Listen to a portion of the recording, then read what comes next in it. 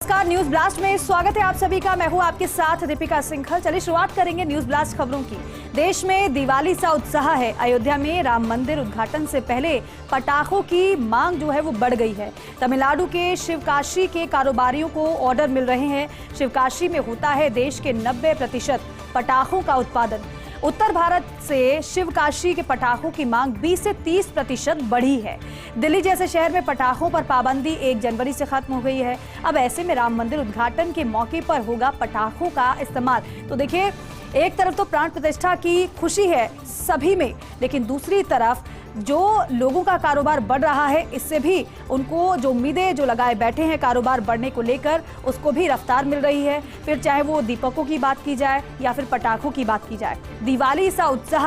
अयोध्या में राम मंदिर का जो रामलला प्राण प्रतिष्ठा होने वाली है, उसको लेकर पूरे देश भर में उत्साह है, उमंग है, खुशियां मनाई जा रही है। लेकिन दूसरी तरफ उद्घाटन से पहले जो पटाखों की मांग जो बढ़ गई है, तमिलनाडु के शिवकाशी के कारोबारियों को जो ऑर्डर मिल रहे हैं, उम्मीदों से ज्यादा ऑर्डर मिल रहे हैं और यही वजह है कि कारोबार को और भी ज्यादा रफ्तार मिली है। शिवकाशी में बात की जाए तो देश के 90% पटाखों का उत्पादन होता है, लेकिन जो हर बार डिमांड रहती है उससे कई गुना ज्यादा डिमांड हो रही है। पटाखों की ऑर्डर लगातार बढ़ते जा रहे हैं। पटाखों की मांग 20 से 30% बढ़ गई है। लेकिन दिल्ली की अगर बात की जाए, क्योंकि प्रदूषण की वजह से दीपावली पर पटाखों पर बैन रहता है, पटाखे जलाने पर, लेकिन दिल्ली जैसे शहर में पटाखों पर पाबंदी 1 जनवरी से खत्म हो गई। ऐसे में लोग पटाखे अब खरीद रहे हैं। यही वजह है कि जो पटाखों का ऑर्डर है वो बढ़ रहा है। ऐसे में राम मंदिर उद्घाटन के मौके पर पटाखों का इस्तेमाल होगा। अयोध्या में कल रामलला की प्राण प्रतिष्ठा महोत्सव है। प्रदेश में कल शराब और मीट की दुकानें बंद रहेंगी। स्वायत्त शासन विभाग से इस संबंध में जारी हो चुके हैं आदेश। नॉनवेज की दुकानें आज रात 10 बजे से बंद होंगी। नॉनवेज की दुकानें 23 जनवरी को सुबह ही खुलेंगी। ड्राई डे रहेगा। दोपहर 2 बजे तक सरकारी ऑफिस और शिक्षण संस्थाएं बंद रहेंगे। इसके साथ ही साथ भजनलाल सरकार ने किया है आधे दिन का अवकाश घोषित। हालांकि न केवल राजस्थान में बल्कि अन्य कई राज्यों में भी आधे दिन का अवकाश घोषित किया गया है। मंदिरों में रामलला प्राण प्रतिष्ठा कार्यक्रम का लाइव टेलीकास्ट होगा। सरकारी और निजी मंदिरों में विशेष आयोजन करने का फैसला लिया गया है। देवस्थान विभाग ने सभी कलेक्टर्स को आदेश भी इसके संबंध में जारी कर दिए हैं। मंदिरों में हो रही है विशेष सजावट, रोशनी और विशेष पूजा श्रृंगार। सत्संग, सुंदरकांड के साथ साथ हनुमान चालीसा के पाठ का भी आयोजन मंदिरों में किया जाएगा। तो पूरी तैयारी है। इंतजार उस क्षण का है जब रामलला गर्भगृह में विराज चुके हैं, लेकिन प्राण प्रतिष्ठा जब होगी तब पूरे देश में उल्लास देखने को मिलेगा। हालांकि हर दिन दीपावली मनाई जा रही है, क्योंकि प्रधानमंत्री ने पहले ही लोगों से आह्वान किया था कि एक दीपावली तो आपने मना ली, लेकिन 22 तारीख की तैयारी आप पूरी रखिएगा, क्योंकि जब रामलला अपने गर्भगृह में जब आंखें खोलेंगे, क्योंकि आंखों पर अभी पट्टी बंधी हुई है, यजमान प्रधानमंत्री नरेंद्र मोदी पट्टी जब खोलेंगे तो देश दुनिया की नजरें इस पर रहेंगी, क्योंकि लाइव टेलीकास्ट रहेगा। आप ये सोचिए कि देश ही नहीं बल्कि विदेश में भी लाइव टेलीकास्ट को देखा जाएगा। वहां पर भी तैयारियां विशेष तौर पर की गई हैं। लेकिन अगर प्रदेश की बात की जाए, कल शराब और मीट की दुकानें बंद रहेंगी। स्वायत्त शासन विभाग ने इसके संबंध में आदेश भी जारी कर दिए हैं। नॉनवेज की दुकानें आज रात 10 बजे से बंद होंगी, तो वहीं नॉनवेज की दुकानें 23 जनवरी को सुबह ही खुलेंगी। दोपहर 2 बजे तक सरकारी ऑफिस और शिक्षण संस्थाएं बंद रहेंगे। भजनलाल सरकार ने आधे दिन का अवकाश भी घोषित किया है। मंदिरों में रामलला प्राण प्रतिष्ठा कार्यक्रम का लाइव टेलीकास्ट होगा। सरकारी और निजी मंदिरों में विशेष आयोजन करने का फैसला भी लिया गया है। देवस्थान विभाग ने सभी कलेक्टर्स को आदेश भी जारी कर दिए हैं। मंदिरों की बात की जाए तो मंदिरों में विशेष सजावट हो रही है, रोशनी हो रही है, विशेष पूजा श्रृंगार भी किया जा रहा है। सत्संग और सुंदरकांड के साथ साथ हनुमान चालीसा के पाठ का भी आयोजन होगा। अयोध्या में श्री राम महोत्सव पर हर घर को मिले पूरी बिजली। बिजली संकट के बीच मुख्यमंत्री की मंशा को पूरा करने में जुटा हुआ है ऊर्जा विभाग, क्योंकि बैठक भी इस संबंध में मुख्यमंत्री ले चुके हैं। प्रदेश भर में भव्य सजावट के चलते पावर लोड बढ़ने की चिंता सता रही है, जबकि दूसरी तरफ रबी के पीक सीजन में वैसे ही लगातार बढ़ रही है बिजली की मांग। अब रोजाना 3300 से 3400 लाख यूनिट तक पहुंच चुकी है बिजली की मांग। भव्य सजावट और घरेलू सप्लाई से पीक टाइम में 1500 मेगावाट शॉर्टफॉल है। अब ऐसे में घरेलू बिजली देने के लिए इंडस्ट्री में शुरू किया गया है अस्थायी कट। सभी डिस्कॉम को लोड मैनेजमेंट के हिसाब से 4 से 5 घंटे इंडस्ट्री कट के निर्देश दिए गए हैं। हालांकि ऊर्जा विकास निगम के अधिकारी लगे हुए हैं अतिरिक्त बिजली की व्यवस्था में। अतिरिक्त बिजली की व्यवस्था होने पर नहीं लगेगा इंडस्ट्री में कट, क्योंकि जब ऊर्जा का संकट हुआ, कोयले की किल्लत हुई, तो मुख्यमंत्री दिल्ली भी गए थे। वहां पर केंद्रीय मंत्री की तरफ के साथ उनकी बैठक भी हुई थी और वीडियो भी आपने सुना होगा केंद्रीय मंत्री को कहते हुए। ऊर्जा मंत्री और कोयला मंत्री ने यही कहा था कि ये हमारे दोस्त हैं, आप इनकी मदद करिए, और पूरी प्लानिंग भी उसी के तहत की जा रही है कि जो संकट है उस संकट से प्रदेश को उबारा जा सके। लेकिन दूसरी तरफ समीक्षा भी मुख्यमंत्री लगातार कर रहे हैं, लोगों को किसी प्रकार की कोई परेशानी ना हो। बिजली संकट के बीच मुख्यमंत्री की मंशा को पूरा करने में अब ऊर्जा विभाग जुट गया है। प्रदेश भर में भव्य सजावट के चलते पावर लोड बढ़ने की चिंता सता रही, लेकिन दूसरी ओर रबी के पीक सीजन में वैसे ही लगातार, क्योंकि आप देख रहे हैं कि बिजली की मांग जो है वो बढ़ रही है। रोजाना 3300 से 3400 लाख यूनिट तक पहुंच चुकी है बिजली की मांग। भव्य सजावट और घरेलू सप्लाई से पीक टाइम में 1500 मेगावाट का शॉर्टफॉल है, लेकिन ऐसे में घरेलू बिजली देने के लिए इंडस्ट्री में शुरू किया गया है अस्थायी कट। सभी डिस्कॉम को लोड मैनेजमेंट के हिसाब से 4 से 5 घंटे इंडस्ट्री कट के निर्देश दिए गए हैं। हालांकि ऊर्जा विकास निगम के अधिकारी लगे हुए हैं अतिरिक्त बिजली की व्यवस्था करने में। अतिरिक्त बिजली की व्यवस्था होने पर नहीं लगेगा इंडस्ट्री में भी कट। वहीं जोबनेर कृषि विश्वविद्यालय में अंतर्राष्ट्रीय कृषि मेला आज से शुरू हो गया है। उप मुख्यमंत्री डॉक्टर प्रेमचंद बैरवा ने मेले का उद्घाटन किया है। फार्मटेक एशिया किसान मेले में 10,000 से ज्यादा किसान हिस्सा लेंगे। किसान मेले में लगाई जा रही 80 से 100 कृषि प्रदर्शनियां, जिसमें किसानों को जानकारी दी जाएगी। कृषि से संबंधित आज से 23 जनवरी तक किया जाएगा इस मेले का आयोजन। हरियाणा, पंजाब, गुजरात और उत्तर प्रदेश के किसान भी हिस्सा ले रहे हैं इस प्रदर्शनी में।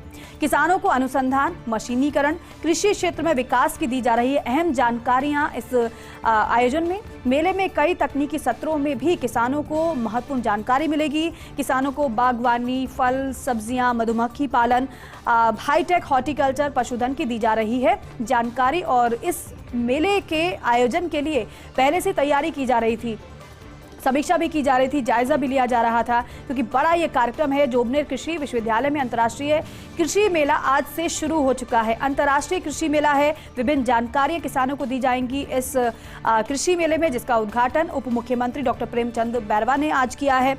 फार्मटेक एशिया किसान मेले में 10,000 से ज्यादा किसान हिस्सा लेने वाले हैं। आप ये सोचिए कि 10,000 किसान प्रशिक्षित होंगे कृषि से। किसान मेले में लगाई जा रही हैं 80 से 100% प्रदर्शनियां।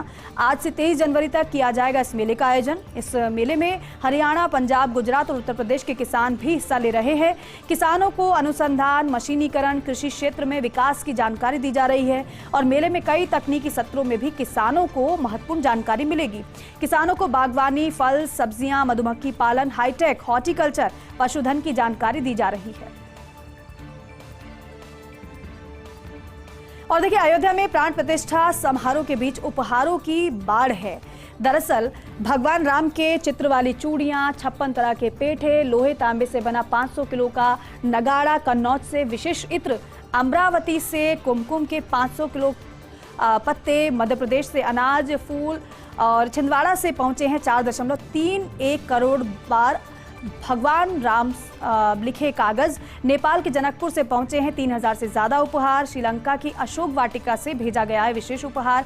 तो देखिए, अलग अलग जगहों से इस तरीके से उपहार भेजे जा रहे हैं और इसलिए कहा जा रहा है कि ये बाढ़ सी आ गई उपहारों की, क्योंकि सबकी अपनी अपनी श्रद्धा है और सभी अपनी अपनी श्रद्धा के अनुसार जो जिस पर बन पड़ रहा है वो भेज रहा है अयोध्या, जिससे उनकी भी इच्छा पूरी हो सके। क्योंकि सदियों का इंतजार जब खत्म हो रहा है, जो सपने आंखों में सजोए बैठे सभी लोग बैठे हुए थे, वो जब पूरा मौका करने का समय आ रहा है तो फिर कोई पीछे कैसे रह सकता है। और इसलिए अयोध्या में प्राण प्रतिष्ठा समारोह के बीच उपहारों की बाढ़ सी लग गई है। भगवान राम के चित्र वाली चूड़ियां हो या फिर 56 तरह के पेठे हो, लोहे तांबे से बना 500 किलो का नगाड़ा, और आपको ये भी बताएं कि बड़ा घंटा पहले से ही भेजा जा चुका है। कन्नौज की बात करें, वहां का इत्र बड़ा फेमस है। कन्नौज से विशेष इत्र भेजा गया है। अमरावती से कुमकुम के 500 किलो पत्ते भेजे गए हैं। तो वहीं मध्य प्रदेश से अनाज, फूल और छिंदवाड़ा से पहुंचे हैं 4.31 करोड़ बार भगवान राम लिखे कागज। नेपाल के जनकपुर से पहुंचे हैं 3000 से ज्यादा उपहार। तो वहीं श्रीलंका की अशोक वाटिका से विशेष उपहार भेजा गया है।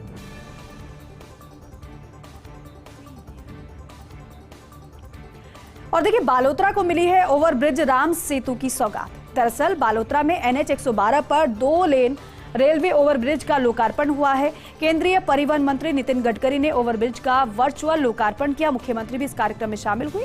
सीएम भजनलाल शर्मा, उप मुख्यमंत्री दिया कुमारी भी वर्चुअली जुड़े कार्यक्रम से। केंद्रीय मंत्री कैलाश चौधरी, राज्य मंत्री के बिश्नोई कार्यक्रम में मौजूद रहे। वहीं विधायक अरुण चौधरी, हमीर सिंह भायल, आदूराम मेघवाल भी कार्यक्रम में मौजूद रहे। समारोह को सीएम भजनलाल शर्मा ने संबोधित किया और कहा कि ये ओवरब्रिज बालोतरा के लिए ऐतिहासिक क्षण है। पीएम मोदी के नेतृत्व में देश आगे बढ़ रहा है। बालोतरा को 102 करोड़ की लागत का ओवरब्रिज मिला है। बालोतरा में यातायात व्यवस्था बेहतर और सुगम होगी। बालोतरा में उद्योगों को और भी ज्यादा इससे बढ़ावा मिलेगा। ये बड़ी सौगात है ओवरब्रिज राम सेतु की, जिसका उद्घाटन केंद्रीय मंत्री नितिन गडकरी की तरफ से किया गया है। दरअसल बालोतरा में NH 112 पर 2 लेन रेलवे ओवरब्रिज का लोकार्पण आज हुआ है। केंद्रीय परिवहन मंत्री नितिन गडकरी ने ओवरब्रिज का वर्चुअल तरीके से लोकार्पण किया। वो वर्चुअल जुड़े कार्यक्रम में। इसके साथ साथ सीएम भजनलाल शर्मा, उप मुख्यमंत्री दिया कुमारी भी वर्चुअल जुड़े कार्यक्रम से। केंद्रीय मंत्री कैलाश चौधरी, राज्य मंत्री के बिश्नोई कार्यक्रम में मौजूद रहे। उनकी उपस्थिति बेहद खास रही। इसके साथ साथ इसके अलावा विधायक अरुण चौधरी, हमीर सिंह भायल, आदूराम मेघवाल भी कार्यक्रम में मौजूद रहे। समारोह को सीएम भजनलाल शर्मा ने संबोधित किया और कहा कि ओवरब्रिज बालोतरा के लिए ऐतिहासिक क्षण है। पीएम मोदी के नेतृत्व में देश आगे बढ़ रहा है। जो वादे हमने किए थे वो वादे हम पूरे कर रहे हैं। बालोतरा को 102 करोड़ की लागत का ओवरब्रिज मिला है। वहीं बालोतरा में यातायात व्यवस्था बेहतर और सुगम होगी। इससे लोगों को सहूलियत मिलेगी। बालोतरा में उद्योगों को और बढ़ावा मिलेगा। और देखिए, राजभवन में मनाया मणिपुर, मेघालय और त्रिपुरा राज्यों का स्थापना दिवस। राज्यपाल कलराज मिश्र ने दी स्थापना दिवस पर बधाई और शुभकामनाएं। राज्यपाल ने इन सभी राज्यों के निवासियों से अनौपचारिक संवाद भी स्थापित किया। राज्यपाल ने कहा, पूर्वोत्तर भारत पुनर्गठन अधिनियम के तहत इन तीनों राज्यों का उदय हुआ। तीनों राज्यों के निवासियों ने इस दौरान राजस्थान में रहने के अपने अनुभव भी साझा किए। स्थापना दिवस तीनों राज्यों का मनाया गया। राज्यपाल का संवाद बेहद खास रहा। राज्यपाल कलराज मिश्र ने स्थापना दिवस पर बधाई और शुभकामनाएं सभी को दी, तीनों राज्यों के वासियों को दी। इसके साथ साथ राज्यपाल ने इन सभी राज्यों के निवासियों से अनौपचारिक संवाद भी किया और राज्यपाल ने कहा कि पूर्वोत्तर भारत पुनर्गठन अधिनियम के तहत इन तीनों राज्यों का उदय हुआ है। तीनों राज्यों के निवासियों ने इस दौरान राजस्थान में रहने के अपने अनुभवों को भी साझा किया। और देखिए, पीएम मोदी के कार्यक्रम दरअसल आपको बता देते हैं, अयोध्या के कार्यक्रम वाले मार्गों पर एसपीजी तैनात की गई है। 30,000 जवानों से छावनी में अयोध्या बदल चुकी है। प्राण प्रतिष्ठा समारोह को लेकर एसपीजी ने डेरा डाला हुआ है। तो वहीं परिसर समेत प्रधानमंत्री के आवागमन के सभी मार्गों पर सुरक्षा व्यवस्था एसपीजी के नियंत्रण में है। तो वहीं हर एक गाड़ी की पुख्ता चेकिंग की जा रही है। एसपीजी मोर्चा संभाल चुकी है और जो भी हर एक गाड़ी आने जाने वाली है, आवागमन हो रहा है, उनको चेक किया जा रहा है। 30,000 से ज्यादा, आप देखिए कि सिक्योरिटी कितनी ज्यादा टाइट है अयोध्या में। 30,000 से ज्यादा जवान अलग अलग स्थानों पर संभाल रहे मोर्चा। तो वहीं प्राण प्रतिष्ठा समारोह में 7,000 से ज्यादा अतिथियों के पहुंचने की उम्मीद है। 8,000 तक ये पहुंच सकती है। येलो जोन और रेड जोन के अलावा विभिन्न इलाकों में 10,000 से ज्यादा सीसीटीवी कैमरे, लैंडमाइन डिटेक्शन, फेस रिकॉग्निशन समेत तमाम आधुनिक उपकरणों का भी प्रयोग किया जा रहा है। आप ये समझिए कि एआई तकनीक से भी यहाँ पर जांच की जा रही है, जिससे फेस एक्सप्रेशन किसके कैसे बदल रहे हैं, क्या कोई संदिग्ध तो नहीं है, क्या किसी की गतिविधि ऐसी तो नहीं है जो संदिग्ध लग रही हो, इस पर भी नजर है। कुल मिलाकर जल, थल और नभ तीनों ही माध्यम से नजर रखी जा रही है। सुरक्षा के लिहाज से पीएम मोदी के कार्यक्रम पूरा शेड्यूल सामने आ चुका है। एसपीजी तैनात है। प्रधानमंत्री मोदी के कार्यक्रम वाले मार्गों पर चप्पे चप्पे पर नजर है। 30,000 जवानों से छावनी में अयोध्या बदल चुकी है, क्योंकि कोई भी चूक ना हो जाए इसका विशेष तौर पर ख्याल रखा जा रहा है।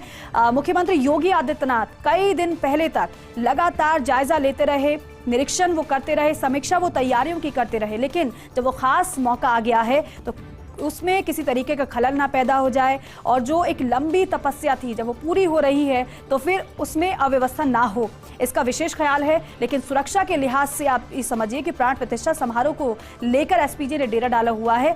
परिसर समेत प्रधानमंत्री के आवागमन के सभी मार्गों पर सुरक्षा व्यवस्था एसपीजी के नियंत्रण में आ चुकी है। हर एक गाड़ी की पुख्ता चेकिंग की जा रही है और जो गाड़ी में सामान रखा हुआ है उसे भी चेक किया जा रहा है, जांचा जा रहा है। 30,000 से ज्यादा जवान अलग अलग स्थानों पर मोर्चा संभाल रहे हैं। प्राण प्रतिष्ठा समारोह में 7,000 से ज्यादा अतिथियों के पहुंचने की उम्मीद है।